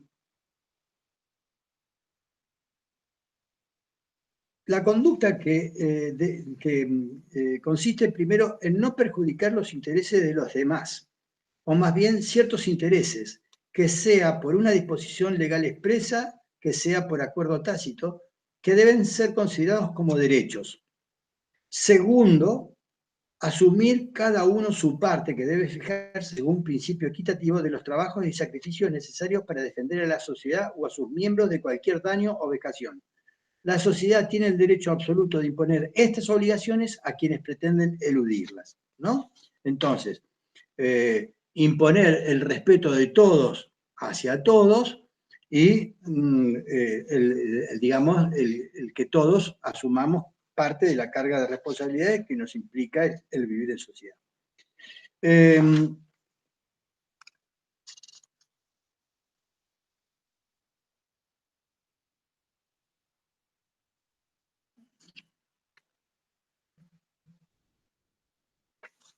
Párate, para no hablar, porque como repite, me gustaría ir, si no me fui de largo, no.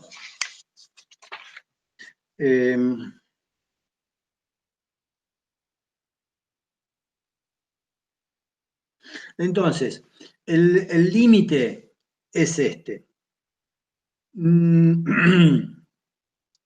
Que la conducta de una persona, sea cual fuere la persona, no afecte los intereses, los derechos de los demás.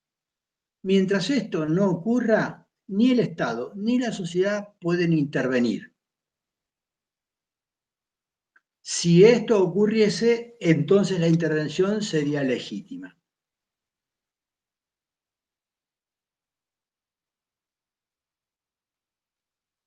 Pero ni una persona, ni cierto número de personas tienen derecho para decirle a un hombre de edad madura que no conduzca su vida en beneficio propio a él le convenga. La idea es la de la autonomía. Todos somos o deberíamos ser capaces de autonomía, de trazar nuestros propios planes de vida sin necesidad que la sociedad nos venga a decir cuál es ese plan de vida que deberíamos seguir.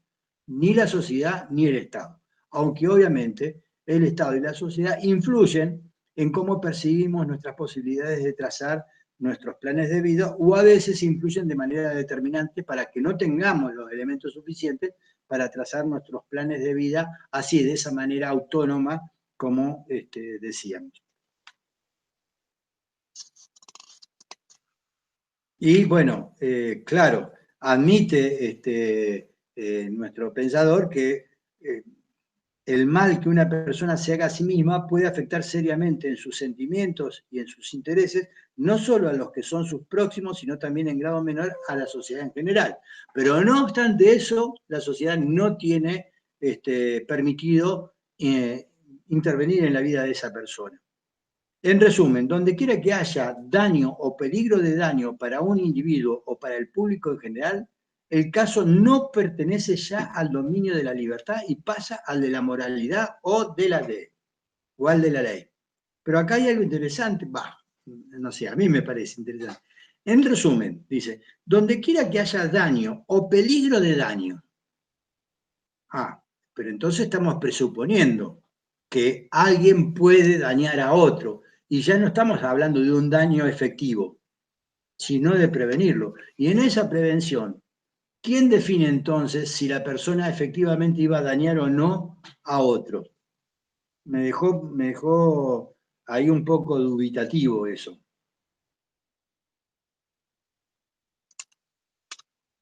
Claro, Mill está permanentemente pensando que el Estado tiene otros medios y la sociedad tiene otras formas de permitir que el progreso tenga lugar a través del desarrollo personal de las personas sin necesidad de imponerle una sanción legal, ni la sanción social que parece todas las sociedades están inclinadas a ejecutar sobre las personas individuales, singulares. ¿Tienen ustedes algo más que decir? Profe, con respecto a esto yo había leído a Spencer y justo dice algo que creo que va mucho con lo que acabas de nombrar en cuanto a lo que sería la intervención legislativa de sobre lo que podría llegar a pasar, digamos. Sí, aclaremos que Spencer escribe hacia fines del siglo XIX, ¿no es cierto? Y en ese sentido da cuenta de que el Estado ya viene creciendo, la legislación, las asambleas legislativas ya vienen creciendo no solamente en tamaño, sino también en las incumbencias que se acreditan para ser objeto de discusión y decisiones públicas. Y lo que está advirtiendo es que ese crecimiento va en contra, obviamente, de la libertad de las personas. Cuantas más normas tengamos, cuantas más leyes regulen ámbitos de la vida, menos espacio tenemos para la libertad individual en este sentido negativo que le dábamos con anterioridad. Bueno, para la próxima clase vamos a leer entonces a Constant y a Spencer. Constant, un liberal constitucional francés de principios de la primera mitad del siglo XIX, y a Spencer de la segunda mitad. Mill propuso un impuesto al alcohol y gravamen a la herencia, sí, como medios indirectos, ¿no? Pero nunca de prohibir a la gente hacer cosas. Por ejemplo, ¿qué diría? Perdón, estaba diciendo quién era quién y bueno, se me quedó. Y Spencer, un tipo de fin del siglo XIX, dos realidades distintas de un liberalismo que se va a agotar poco más allá del siglo XIX y va a tener que reformularse en lo que va a ser un liberalismo social, si ustedes quieren, progresista, díganle como quiera, pero ese liberalismo junto con la socialdemocracia dio lugar a un Estado muy diferente, que si era liberal, era de un liberalismo muy distinto, que es el Estado de bienestar. ¿Qué era lo que quería decir? Ya se me olvidó. Bueno, nada. ¿Tienen preguntas? Profe, yo por ahí me mezclé un poco el tema de el voto y el sufragio universal entre él y el padre. Él Sí. lo que planteaba era que quería buscar la representación de las minorías. Con una También, pluralidad de votos. también el voto femenino. Tal cual. Pero fíjense que Mill, por uno, se lo entiende como próximo al socialismo, con ideas muy progresistas, prácticamente un mentor de la democracia desarrollista, ¿no? de una democracia abocada al desarrollo de las personas, pero en lo político, que para él era importante que la gente participase en la política como forma de contribuir a ese autodesarrollo, la remitía a la participación política en el gobierno local, porque admitía que la razonabilidad, la capacidad para razonar sobre los asuntos públicos no estaba al alcance de todo el mundo y esto era evidente.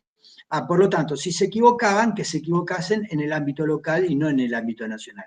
Y en el ámbito nacional, él pensaba que, no obstante esto, las asambleas representativas, que ya implicaban una restricción de una ciudadanía ya de por sí restringida, no tenían otra función más que aceptar o rechazar una legislación que en realidad tenía que ser formulada por burocracias técnicas, por la administración, por agentes técnicos especializados, ¿no es cierto? Tiene una idea, si bien avanzada, por otro lado restrictiva. Una cosa que les quería comentar de acá, cuando yo les dije aquello les prometo que no los distraigo mucho más. ¿Se acuerdan cuando él decía, bueno, el gobierno despótico es aconsejable para aquellas sociedades no civilizadas? ¿Recuerdan? Bueno, y yo les dije, y después lo matiza hacia el final. En 2 renglones dice, también yo considero que lo es, pero no sé que ninguna comunidad tenga el derecho de forzar a otra a ser civilizada. Bueno, por eso hay que leer un poquito más a Mill en el conjunto de su obra, porque esto parece algo muy distinto a su aparente o implícito apoyo al imperialismo o a la colonización o a la intervención de la parte civilizada del mundo en la parte no civilizada. Y aún así todo queda un poco, hace mucho ruido esta idea de que, ¿cómo? El despotismo puede conducir a la libertad. Es algo raro, ¿no? Es contra el despotismo que se gana la libertad. En fin. Bueno, ¿preguntas?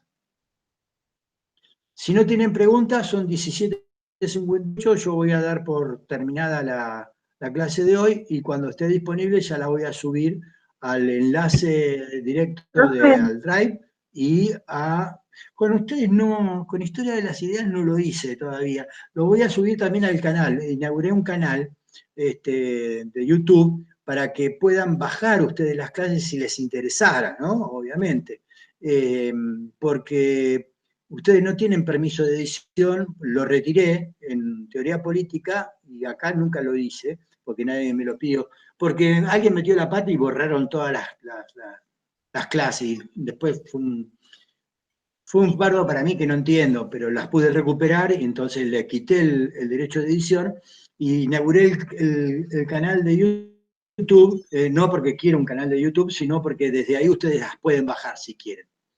¿Tienen alguna pregunta sobre esto? Profe, yo quería saber si la clase que viene vamos a tocar a Constance y Spencer o vamos a seguir con la clase que corresponde. No, vamos a seguir con Constant y Spencer. Y eso me va a dar tiempo para revisar lo que me advirtieron ustedes sobre Marx y Mussolini, sobre Mussolini, que me dicen que está todo el libro entero, no puede ser. Bueno, y si no, me he equivocado yo. No puedo hacerles leer 300 páginas, tiene que ser mucho menos. Si no, buscaré una lectura alternativa. Y Marx. De Marx no es que me lo hayan advertido ustedes, sino tengo ganas de cambiar el manifiesto por otro. Ya vengo leyendo el manifiesto hace varias ediciones, estoy aburrido. Bueno, ¿tienen alguna pregunta? ¿Les quedó claro lo del canal? Después yo les subo, va a haber dos links, uno al Drive y otro al canal de YouTube. ¿Alguno de ustedes pudo bajar alguna clase o lo intentó? Yo, profe, creo que las pude guardar en el Drive de Google. Ah, me- ¿las pudiste guardar? Sí. Me parece que sí, ahí me fijo. Dicen que quedan en el Drive. En el Drive Sí, de o si no, ustedes. igual se descargan, las podés descargar desde Drive. Sin necesidad de que yo te dé permiso de edición. La verdad que con tus clases nunca probé, porque las veo online, pero con otras clases he probado desde un Drive y las descargo a mi compu, pero no sé si necesita un permiso o algo. Bueno. Después, cualquier cosa, alguno de ustedes me lo comenta por mensajería, con que lo haga uno solo está bien. Si se pueden Bien. descargar o no, porque entonces no, ¿para qué los voy a subir a ¿cómo es que se llama? Al canal. El Drive. Tampoco es que se vayan a ver. Es más, lo del canal, vos sabés que, ¿para qué voy a parar de grabar? Lo del canal, yo después me puse a ver las grabaciones